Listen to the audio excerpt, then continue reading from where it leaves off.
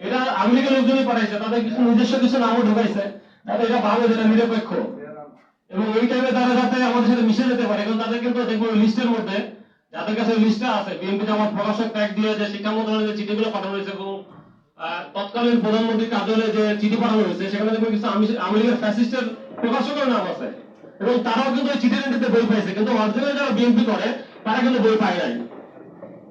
এগুলো একটা বিষয়।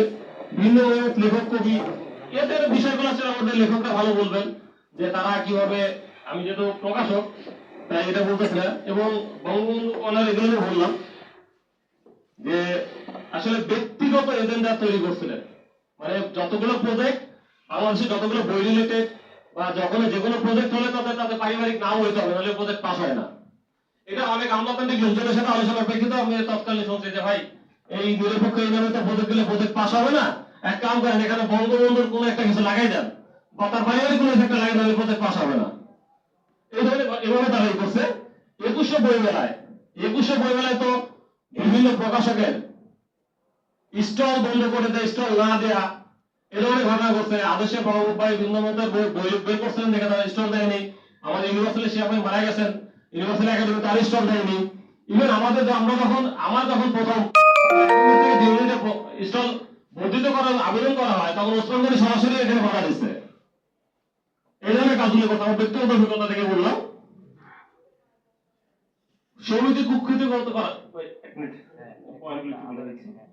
সমিতি কুক্ষিত করা এখন আসলে বর্তমানে 5 তারিখ পরবর্তীতে যে বিভিন্ন মেলাতে, বিভাগীয় বই মেলাতে আমার স্টল বন্ধ করছে শুধু সত্য বলার কারণে। যাতে গ্রন্থাগারে মেলা আয়োজন করে, সেখানে আমি মেলার যে অনিয়মগুলো তুলে ধরছিলাম দেখে সেটা আমার স্টল বন্ধ করে দিয়েছিল। এবং বর্তমান যে সমিতি আমাদের কি বলে যে বাবু সমিতি, সেখানে দেখবেন আওয়ামী লীগের লোকজন ভিতরে ভিতরে ঢুকে রয়েছে এবং তারা বিভিন্নভাবে কলকাতায় করতেছে। এই সকল জায়গাতে আমাদের এই ধরনের প্রোগ্রাম রেগুলার করা উচিত। করলে আমার মনে হয় যে আমরা এই ধরনের বিষয়গুলো, সমস্যাগুলো উত্তোলন করতে পারবো। ধন্যবাদ সবাইকে। শফিক ভাই শুরুটা ভালো বলছিলেন না, তারপরেও আসতেন, এই জন্য ধন্যবাদ।